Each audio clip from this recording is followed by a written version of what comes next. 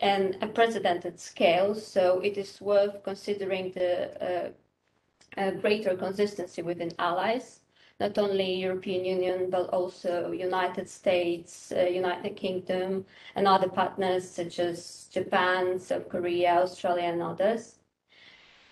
Secondly, funds under European Peace Facility, as well as individual support from member states, should translate into support for the Ukrainian army as soon as possible, and we should coordinate the handover of arms deliveries not only within the EU but also with NATO.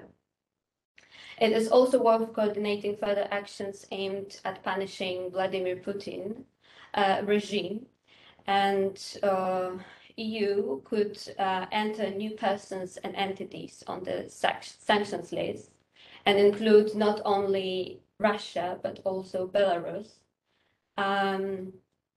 exclude all the banks from the SWIFT system and freeze assets of those banks. The EU could also stop all cooperation with the Russian side, be it in culture, sports, or tourism.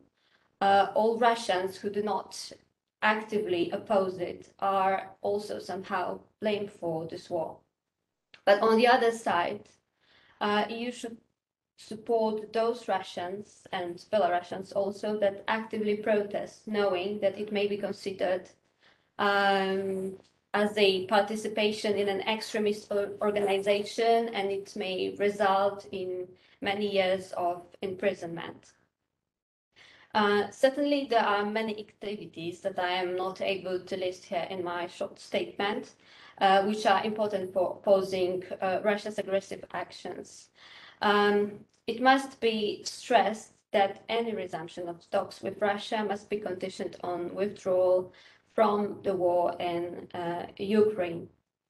Overall, the EU's swift and decisive response, as I think, creates an appetite for more action. And this leads us to the European partnership countries and association trio, most of all, that consists of Georgia, Moldova, and Ukraine. The goal of the Russian military invasion, apart from what I would briefly describe as the capture of Ukraine, is to change the security architecture in Europe. And it can therefore be expected that Moldova and Georgia, both countries have so-called frozen conflicts on their territory, will be subject to greater pressure from Russia if we do not actively oppose it.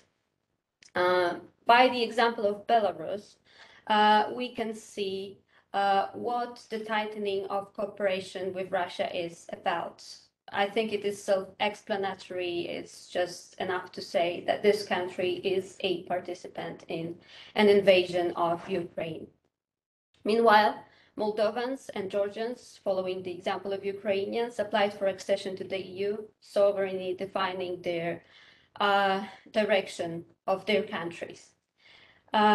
This proves once again that the EU is an attractive global partner as opposed to Russia, and it is worth using this strength. For many years, it has been considered that economic development is important for stabilization of Eastern European countries.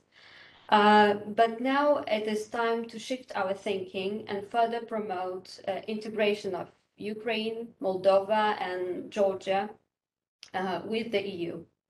Of course, the accession of these countries cannot take place overnight. It is a process, but as a whole, I know that it is possible. And the EU has to be clear about it. And I think that I will finish with this statement and wait for further discussion. Thank you very much. Yeah, thank you. Thank you, Aleksandra, a lot.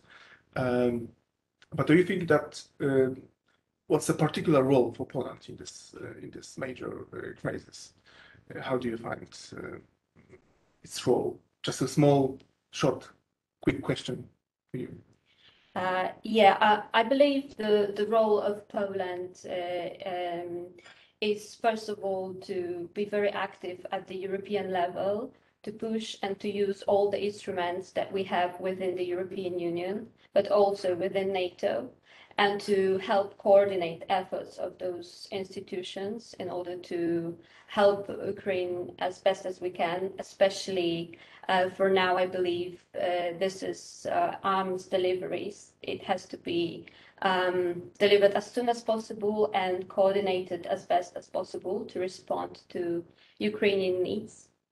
And on the other hand, we have a great role to play when it comes to humanitarian crisis and accepting all the refugees. I believe that we should think of, and we should talk about it on an international level within the EU, how to integrate refugees to labor or to educational spheres. And I think we that accepted already 1 million of Ukrainian refugees will know it the best, and we can work on that in future. Thank you so much. Let's turn now. Finally, time has come for Yanis to join the discussion. I have 2 blocks of questions for you. First block, it's linked to your assessment of how this manufactured Russia by Russia war will impact, on the one hand, the European order.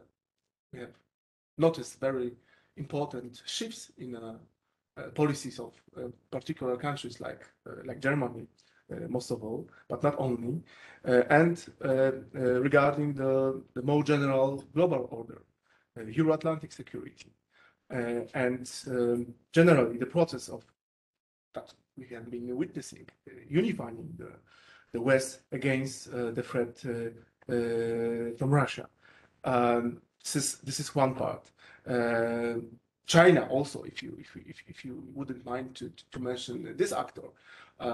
We've heard Joseph Borrell that the idea in his interview for the Spanish press that China should be maybe could be a negotiator in this conflict. But for me, it sounds really little credible, taking into account that China has already described this invasion as a legitimate response to Russia's security concerns related to NATO. So I'm very curious, what do you think about this? And knowing your great expertise, that's the second block on the European affairs. What's your assessment on what has been the EU's reaction so far to this invasion? And what should and could the Union do more concretely in order to efficiently confront Putin's regime, in particular regarding the dependency on Russian fossil fuels, more sanctions, more financial support, more weapon delivery? The floor is yours, Yanis. Please. Thank you very much, Łukasz. Thank you for inviting me, for being part of this panel discussion. Usually I say that I'm happy to be with you today, but actually I'm not happy, because I would have hoped that we could have avoided having these discussions, but now we're having them, and we need to be realists and look the realities into their eyes. So what I will do is to provide a general assessment of what the effects are of this war of aggression on global and Europe order, and I will also try to do an evaluation of the EU's reactions and look a bit forward. But let me start with 2 introductory remarks, because I think that it's important to have these remarks when you speak these days about the situation of the war in Ukraine. First is, there is no doubt of who is to be blamed for what is happening. There are some who are trying to put also co-responsibility in others. This is not the case. This is a war of aggression. It's a clear violation of international law. President Putin attacked a country which wanted to and wants to determine its future, and he needs to be held, and all those supporting him need to be held accountable for the atrocities which are happening in Ukraine. There is no doubt who bears the responsibility. The second point is we need to be careful with our final judgments. We're living in a situation, and also with our predictions, we're living in a situations where things are developing as we speak. Situations are very volatile, and what we say today might look different or very different even in 1 week's time, 1 month's time, or 1 year time. And that can be both in a positive or in a negative direction. When we express our assessment and what we think needs to be done. But let me start with my assessment. So I'm being careful, but I try to be outspoken with respect to the effects on the global and the European order. This is a watershed moment. There will be a before and after of the 24th of February. There is no way to a status quo ante.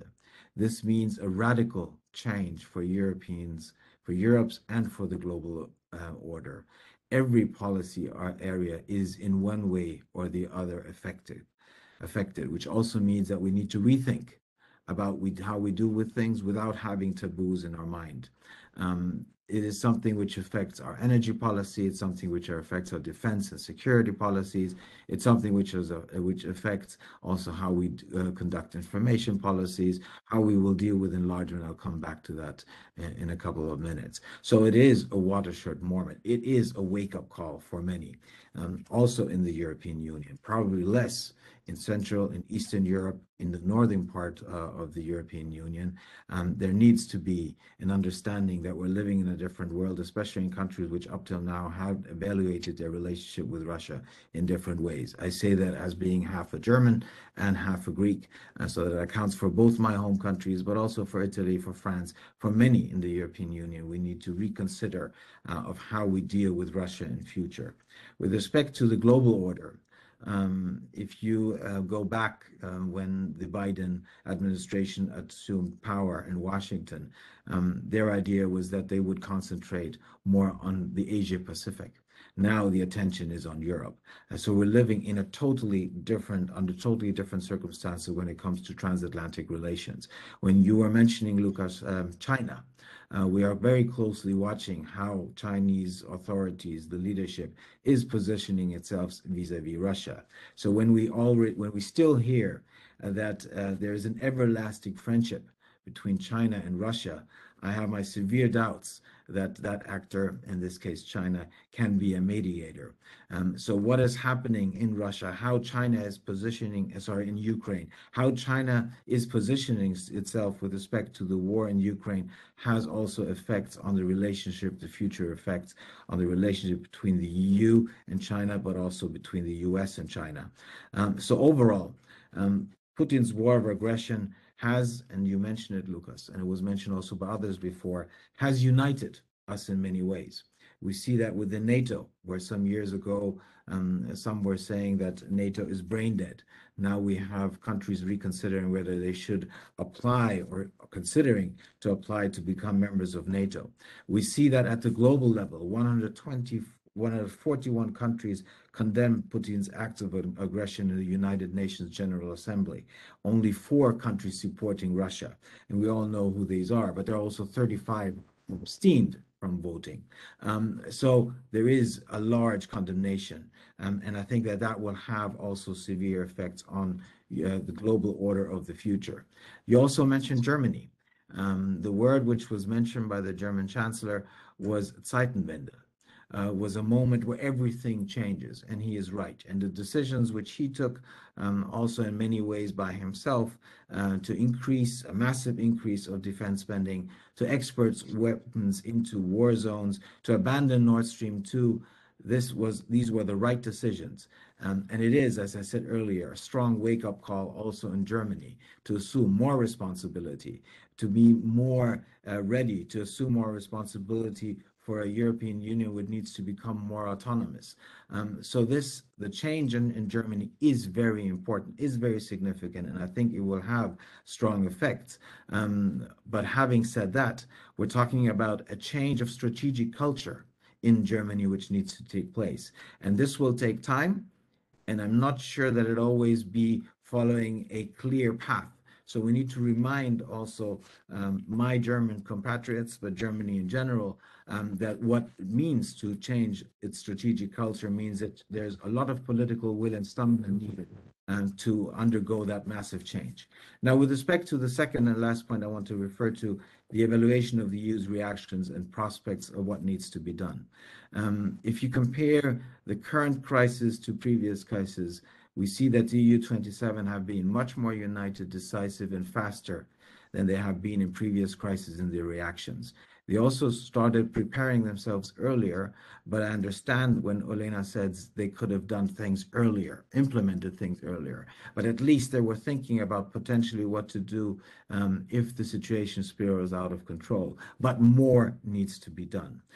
So we're seeing a strong condemnation of the acts of violence. We're seeing the demands on Russia to immediately seize any kind of military action, the unconditional withdrawal of our forces and military equipment, and the full respect for Ukrainians' territorial integrity, sovereignty, and independence. So we've seen these strong calls, but we also saw that there is also actions. And Aleksandra was already mentioning the sanctions which have been imposed, which have been strong and severe. The package has been strong and severe, but more will have to follow. And that goes with respect to the financial section, sanctions, where we have exemptions from certain banks from being excluded from the SWIFT system. I think that these exemptions, Sberbank, Gazprom Bank, are the two which are the more significant ones, are the ones which have to be rethought. And as the pressure increases, I already see that we're seeing that increasing number of actors are rethinking that position, including also those countries who were the ones in the European Union pushing for these exemptions. When it comes to shutting down the EU airspace, that decision was taken quickly. Also pressure on Russian airlines, banning Russia Today and Sputnik, or sanctions in the energy sector. However, as I said, more will have to be done. And that also goes with respect to cutting off Russia from energy imports, or cutting off energy imports from Russia. We are around providing the Putin's with around 600 to 700 billion a day. So we need to take decisive step when it comes to energy sector also. Assistance to Ukraine, which was already mentioned, financial assistance provided, humanitarian assistance which is being provided, but more of that will be needed. And the provision of arms and the financing of arms being purchased for Ukraine is something which is necessary, but more will have to become. And I think as we are progressing day by day, seeing what is happening on the ground, the pressures are increasing to do so.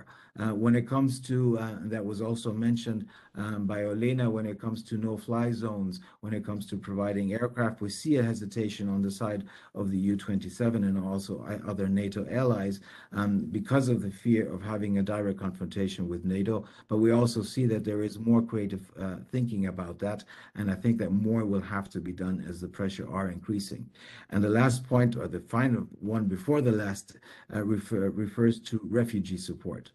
I think that the fact that they had an agreement, that there is an agreement to activate temporary protection directive, which goes back to 1991, so a very old directive, but now the decision being taken to activate it to support those countries which are now bearing the strongest burden, 1.7 million refugees up till now, probably increasing by millions in the upcoming weeks.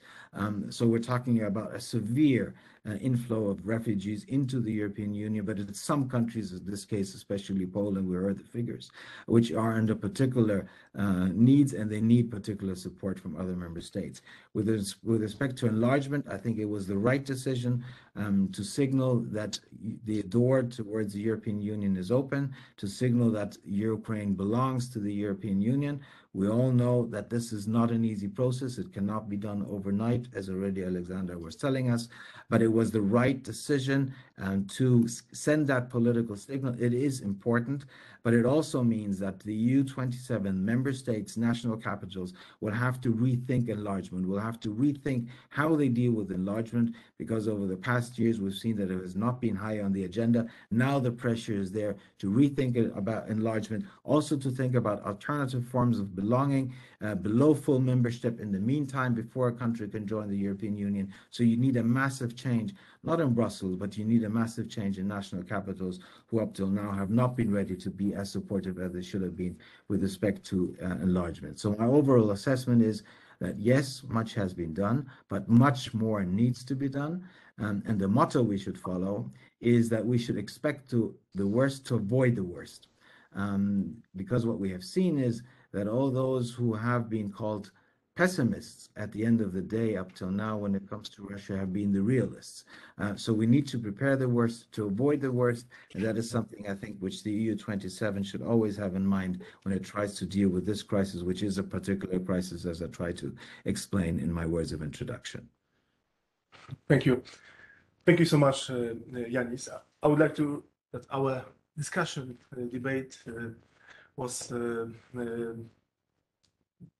lively and vividly as possible. So, but before turning to our public, to our attendees, online attendees, I would like to ask, in fact, one question to all panelists. I have some other question, but Olena's introductory remarks made me think about, I think, more important question regarding our policy towards Russia, but not only in terms of these direct activities, severe sanctions, or on individual, I don't know, oligarchs, politicians, not only deterrence from the NATO point of view perspective, but regarding what can we do in the European Union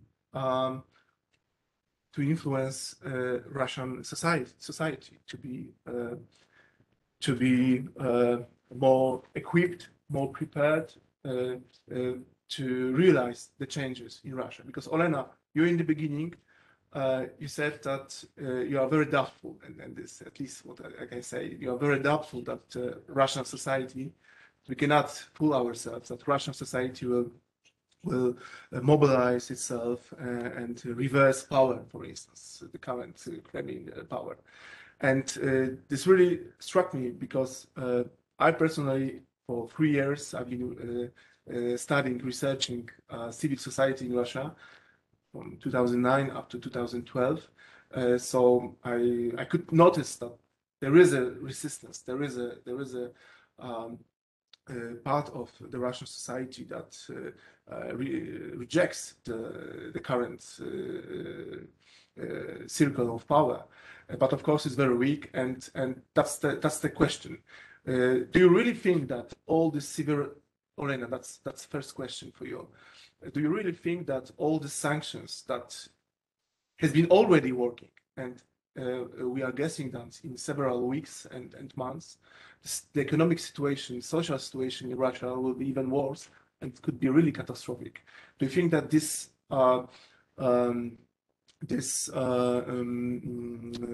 worsening of the life conditions and economic situation, financial situation of Russian citizens would not provoke rise in these mobilizations against Putin? Can we, in your opinion, completely exclude this option? And that's also, there's also second part of this question.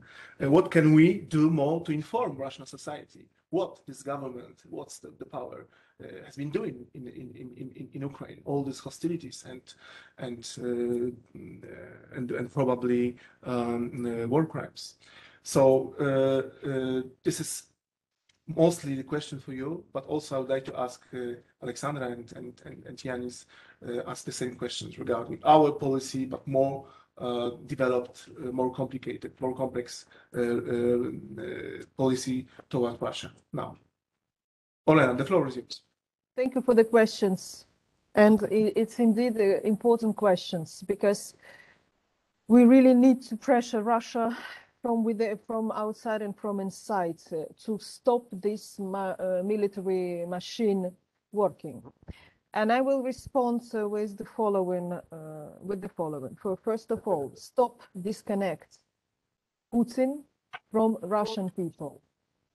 Stop decoupling. Those, as a colleague rightly said, as Aleksandra rightly said, those who do not actively protest against actions of Putin in Ukraine they are participating indirectly in what is happening. So Putin is acting on behalf of Russia, not acting on behalf of him as an individual. So this is approach number one, and if we would take this approach, then our strategy and tactics will become more clear. And this is what Ukrainians were speaking about long time. In Ukraine, we do not disconnect these two entities from each other. Now, regarding sanctions, I was thinking about this, and I also was reading what my colleagues are writing and sharing. So indeed, it can be, sanctions may be twofold. So sanctions, indeed, first of all, it will devastate Russian economy. It will devastate Russian possibilities to move forward.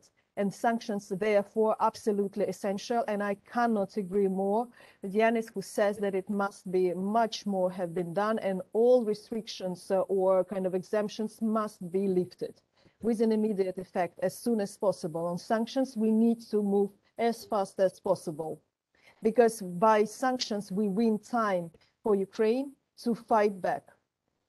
The sanctions and its impact on the Russian population, it can be indeed make them weaker and make kind of will bring them enlightenment. And but for this, they need to be able to make this logical chain, right? So that the sanctions is a consequence of the Russian actions. Unfortunately, what will be is that it may be the reverse order, and it may bring them into even to more aggression or more defensive policy. We don't know what can happen in the mind of each individual. And then informing, how can we reach out to the Russian citizens and everything? I was thinking, as we witness now, many of those Russians who really can do some policy changes in Russia, they have already left the country or are leaving right now. We see these flights, remaining flights, which can bring them out of Russia, are now full with Russians. So we don't know how many actually forces inside of Russia are available to make any change in the political system. And also informing. I don't think that informing, I think we have passed this stage when just by simple informing you can change something. Because again and again, for the last 20 years, this nation has been disorganized, has been dehumanized, and has been absolutely disinformed. I don't know if a simple information can reach out their minds or their hearts. We don't know. We must try, of course, but to be aware that our activities may have with not much effect. Mm-hmm. Of course, I meant that this information campaign should be as an additional tool, a part of the major tools, sanctions, more severe, etc., weapon delivery to Ukraine. So that I think that was also clear. Aleksandra, the same question to you, please. The floor is yours. Yes, thank you. I think that I should agree with Olena by saying that, first of all, in Russia, we see a decrease in free media. All the ones that were free up to now are being blocked, and Russia is fighting them as foreign agents. So the first problem is how to reach Russians that use mostly public television, because the ones that use internet are only 30, probably 40% of Russians. So this is not a majority. And if it is not a majority, it probably will not change the internal situation within Russia. I don't want to be too skeptical, but we have to be a little bit realistic about this to prepare our response and to think how wisely we can connect with Russians, those that are still left in Russia, that are being more active. And the second thing is that Russians will know, and Russians know. So like sanctions, inflation, they are aware of that. But the human potential in Russia, I believe, is still low. And social activism is low, and change in the country, therefore, will be difficult. Therefore, we should search for channels to stay in touch with those that actively oppose the regime and support them, probably also try to find channels to support them financially. The last NGOs that are still working, the last free media that are still working, we should actively support them and engage in an information war with Russia, because otherwise we will not win. Okay. Thank you. Thank you so much. Yanis, your turn now. The same question, please. Yes. Let me take some general knowledge we have about sanctions from past experiences and then translate them into the current situation in Ukraine and in Russia. First of all, sanctions only work if they are tough. We've seen in the past symbolic sanctions on various occasions.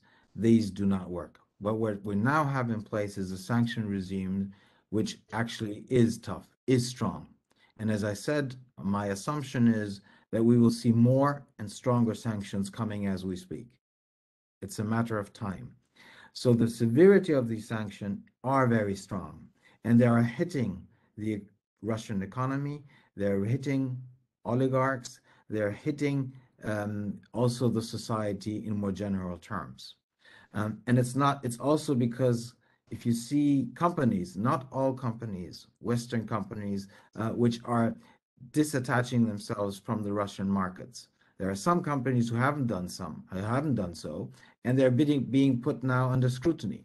There's an increasing amount of people who are clearly watching of how certain companies are acting or not acting with respect to their reaction to this war of aggression. So the sanctions are severe. And that leads me to the second point, which is time. Time is an enormously strong factor. How long you will uphold sanctions, how long you will be ready to bear the costs of these sanctions. Because if you have severe sanctions, as you now have, there are costs which are associated to those who are imposing the sanctions. So you need to be ready to extend these sanctions and to keep them, to uphold them for as long as it takes. And so the time issue, I think, is extremely important. And another point that goes back to what Olena was saying, sanctions also, and that relates to the time aspect, might at a certain point in time be pushing those who are being sanctioned in the hands of those who are being sanctioned. So you might have the effect that there is an allying effect among those who feel that, yes, there are these sanctions, but we're now supporting Putin and those close to him and those supporting him even more. So it is about attracting those people who are not among the supporters, who are not condemning. It's the ones in between. And they need to feel these sanctions. They need to feel what it means to be excluded from a very interdependent economic system from which Russia has also depended in the past. So I think time matters. And my last point, and I said in the beginning that we need to be very careful when we make predictions. But I cannot see how Putin and those who are supporting him and those who are very close to him and those who have profited most from him can win at the end of the day. It might be that they gain time of being in power, but I cannot see that following the reactions which we're now witnessing, following the sanctions which have been put on the country, where I think we will see more and there will be duration, that Putin can win at the end. He has already lost. So the question is, how quick does that happen? How does it happen? And how do we deal with the in-between period before the full realization of that, what that means, of what I just said, will materialize itself in practice? Very well. Thank you so much, Yanis. Thank you all. Let's kick off the Q&A section. So there are, in fact, three options. We have two options for our online attendees. So you can ask your question by clicking virtual hand, which is available in the WebEx menu.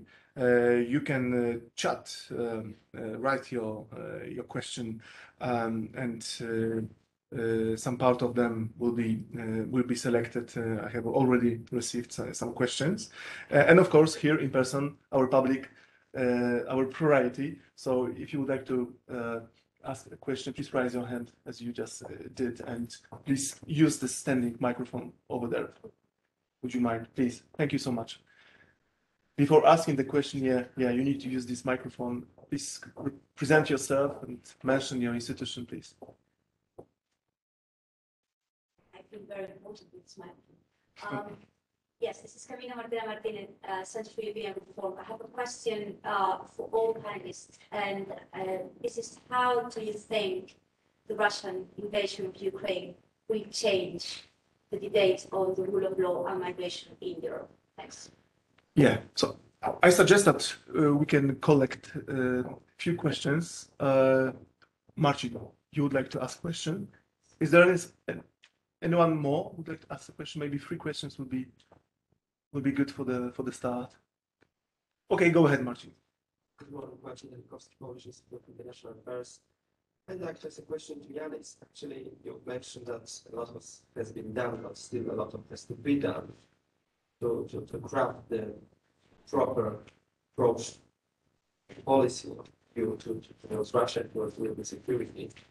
I just wonder, do you think that all the decisions which have been made over the last week or so, do you think that the leaders and the institutions embrace fully that as it comes to European security, it's a paradigm shift, so that basically we will not be back to business as usual in a year or two, and what we have to embrace for is rather a sustained threat coming from Russia, a multi-layered threat, not only the military dimension, but also in other domains, requiring a serious adjustment of a number of European policies. That basically, European security environment will not be the same anymore. Thank you. Thank you, Marcin. So 2 questions. Olena, maybe you could start. You can choose the question and answer, of course, please. The floor is yours. Maybe my colleagues will start and then I will add if there would be something to add. All right. Aleksandra, please. So I'll probably try to answer the question about the rule of law and migration in Europe. I think this is a very good start to go back to the discussion we had a few years ago, and to go back to the discussion on the pacts on migration and asylum, that we finally discuss a coherent approach to migrants, and thinking about the case of Ukraine and the voices that we already heard, that we differentiate them from migrants, for example, from Africa or Middle East. That should enhance our discussion. And I believe that it will be a first step to finally provide and enhance European Union with a answer to the issue that probably we will face, not only when we think of current crisis, current war in Ukraine, but also in the future. There are many issues that will probably affect further migration to the European Union, and we should have a coherent response to that, not only when thinking about protection of our borders, documents, checks, and so on and so forth, but also how to work with migrants, how to integrate them, and how to think about integration also, not only migrants, but also refugees. Yeah, so probably the short statement for now. Thank you. And the second? I'll leave it probably for Yanis, as it was for Yanis, I believe. Yanis, go ahead, please. Okay. Let me address all 3 of these questions, starting with migration. First of all, there was a question which was addressed to us in a written form, and the question of preparedness. We're seeing that the level of preparedness is increasing. We see that, for example, in the case of Germany, where we see an increasing amount of people also over the weekend arriving in Berlin, that there is need for coordination between the German Bundesländer to make sure that the fact that now all these people are arriving will also be supported not only in the places where they're arriving, in this case in Berlin, but also throughout the country. So there is a need to be better prepared, but we at the same time see that a lot of people, and we have seen this amazingly in the Polish case, a lot of people are ready to support their friends, their relatives, but also people who are arriving who they do not know. So there's an open readiness among the wider public to support those who are arriving. And I think that is enormously important. That's also a lesson from 2015, in the beginning of the so-called migration refugee crisis at the time. We had a lot of people who themselves decided that they would help, even though state authorities were overwhelmed in the beginning. Second remark related to migration. I'm not as positive about the potential that the current situation will lead us to a new debate on the new pact for migration at this present point in time. I think what we need to do is we need to concentrate on actually helping those who are arriving in the European Union, in EU member states. And as I said, we can expect that there will be much more arriving in the upcoming weeks. So I think we need to concentrate on this and showcase solidarity with all those who are now having a special burden on themselves, which also goes for non-EU European countries. We know that there are also refugees arriving in other places like in Moldova. So we need to support these countries, show solidarity with them without now trying to reopen a discussion which we have for many years, which in many ways did not lead us anywhere. I think the realities on the ground and the experience we're now having will play a big role, but let's not try to push things at this present point in time too quickly. And second point relates to will we potentially go back to business as usual? I think that as time progresses, so maybe, before the 24th, shortly after the 24th, we were not sure as to whether we might potentially move to business as usual. And that some of the things which are now being said with respect to these being a watershed moment, a Zeitenwende, as they're saying in Germany, might be forgotten in a year's time. I don't think that this can be the case this time around, because what we're witnessing in front of our eyes is of such a magnitude that going to, that's why I said that in the beginning, to a status quo ante is impossible. The question is of how far will the EU 27 go when it comes to responding to what we're seeing in front of our eyes in terms of policy changes. And here one can actually ask as to whether we will be ready to go as far as we should be going once potentially the crisis pressure will be less. We've seen that in the past. So there's a need to put pressure on the EU, on member states, on national governments, to make sure that some of the things which are now being said will be delivered in future, that we will have the political will and the stamina to put through some of the things which now leaders are saying they would be ready to do.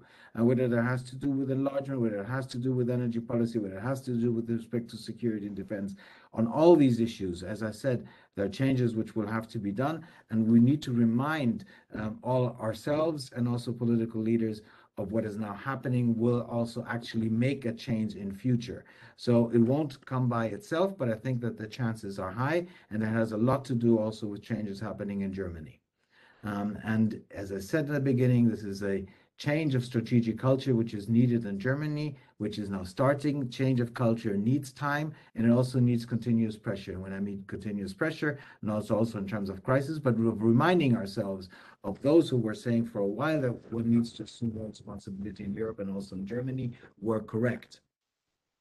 So we need to constantly make sure that there will be this.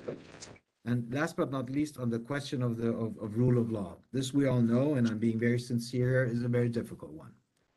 But what we're seeing at this present point in time and what is happening in one of our neighboring countries in Ukraine is how important democracy is, how important freedom is, how important our values and principles are, and that they need to be defended. And what we're seeing the Ukrainian people doing is defending their basic rights, is defending democracy.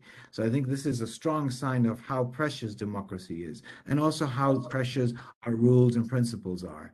So we need to have probably an even more honest discussion about the rule of law and rule of law issues within the European Union than we've had in the past. And we should take the current situation, which is happening in front of our eyes, as a pressure to have this very sincere dialogue, which we haven't had, I think, enough in the European dialogue, in the European Union. I'm talking about dialogue, not confrontation. Yeah, I would add what you said lastly, that because of that, all these values you mentioned, they should have been in the European Union for a couple of years already. But Olena, have you already had time to reflect? Can you jump in, please? Yes, and actually I would like to follow up and echo any development of what Yanis said. This is this change of strategic approach of the European Union and probably of the NATO as well. So my suggestion to this is take this war and this attack on Ukraine as if this has been the EU has been attacked. And this is, for me, this is the only way to prepare ourselves so that this will never happen. Because now we hear all these voices who says now that I even I couldn't have imagined that Putin would invade in Ukraine. So in order this will not happen again, take it as an attack on you. Take it this time to prepare yourself, because the NATO membership is a formality, but we don't know whether this formality exists in Putin's head and whether this is a stop signal for him or not. Because since none of us can be sure in this, so take this attack as if it has already happened. And this is the only way now to prepare ourselves for any further scenario. And as we all know, if something bad can happen, it will happen. So in order to prevent this, be aware and be very clear, and do not fool yourself. Do not make any assumptions. Make it, see it very clear and watch the situation. Thank you, Olena. May I just add? Yeah, sure. Yeah, Yeah. sorry, just 1 second, please. I Yes. just want to echo what Olena said and underwrite that. And it also follows the logic of what I tried to say earlier with prepare for the worst to avoid the worst. This is, I think, the right motto. Olena put it in different terms and also translated that into the situation in Ukraine. But this is the right motto. And the second point, and I'll be very brief, take it as an attack on you, and then also think that we now are having a transatlantic partner on the other side of the Atlantic who is very supportive in the reaction to what has happened. Who knows how that would have been some years ago when someone else was in the White House. So let us also be prepared for potentially the worst happening in order to avoid it, while having in mind that we have to take that responsibility also to a big degree on our own. This is not someone else who can always protect us and potentially will not always protect us. So there's a lot we need to do as a European Union, as member states.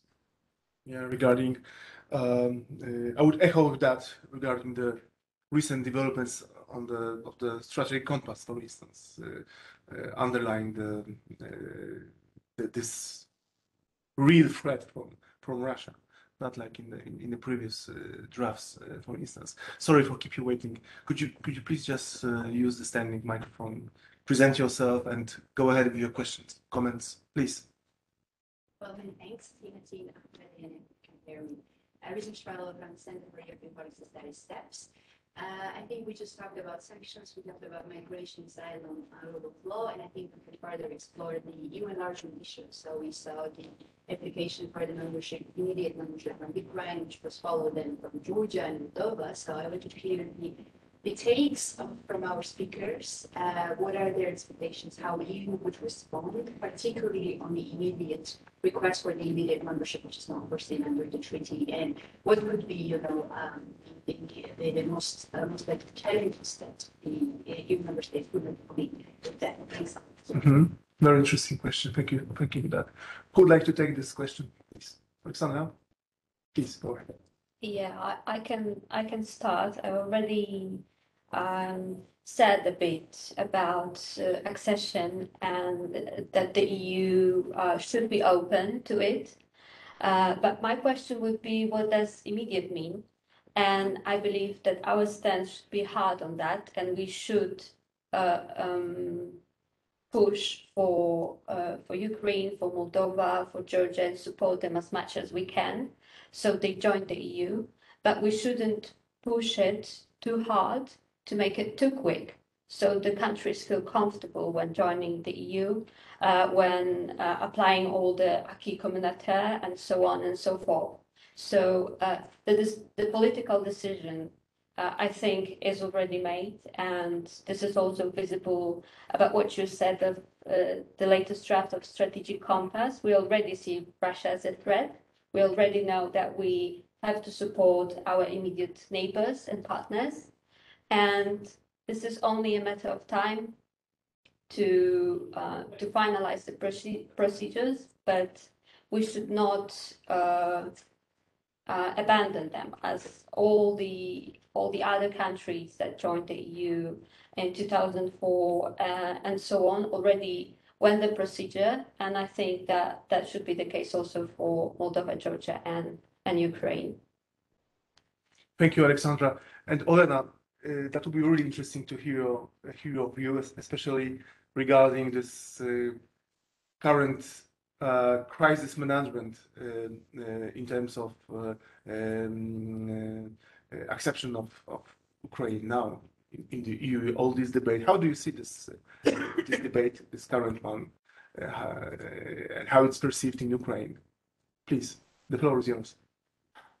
Here's what I can say. In other circumstances, this announcement that Ukraine will become a member of the European Union, wherever we don't care about time. Wherever, when it has been announced, it would have been maybe the happiest day of life, at least of the experts and all of those who have been working to approach this day. But now, nobody really even took it in such scale, because right now, and I just to come back to reality, we are in the mode of saving the country. We are in the mode of simple survival of the country. We don't know which the territories of the country will survive. And we are in the mood, and this is the necessary, this is the immediate need to save our people's lives, to save our children's lives. This is where we are now. Membership is very good, excellent. But now we need to survive and we need to save lives. This is the immediate, absolute need of the country. And this is not only the need of the Ukraine, it is also the need of EU. And I will repeat my appeal. Take it as an attack on you. This is the only way to prevent this to happen again. This is my main message, and I would like to repeat it, and I can repeat it as much as possible, so that people more and more take it not as simple words. Take it as it affects your own life. This is the approach we all need to take. Protect Ukrainians as if you would have protect the citizens of your country. And this is the way you would prevent, you would avoid the real necessity to protect the citizens of other countries. So this is the appeal and this is the message. And I would really love, and I would be happy if at least any one person would be convinced. Thank you. Yeah, I mean, this appeal and this stand of yours, I think it's well shared by all of us. That's why, for instance, I ask you about the definition of the situation of the war, which is not only your war, but this is also the war on us. So completely agree with that. Is there any more question? Because we have still time for the last question, if there is one. Would you like to make a comment? Maybe we don't have more questions from the attendees. I'm really grateful for this discussion. It's even not very easy to close it, because there are so many points that should be developed more regarding this direct support for Ukraine, and I think your appeal should be heard more widely, and that's what's also one of the reasons, and I'm very glad that you took part in this discussion, that you could spread this perspective of yours, Ukrainian one, in our debate.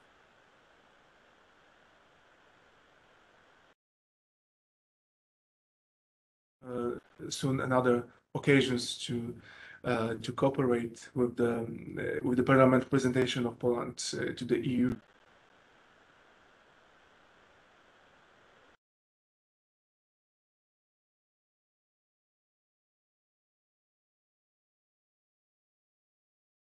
From online attendees, and you're gathered here in person. So in the still difficult COVID times, I would like to really thank you for coming here to be in person and to animate also this discussion.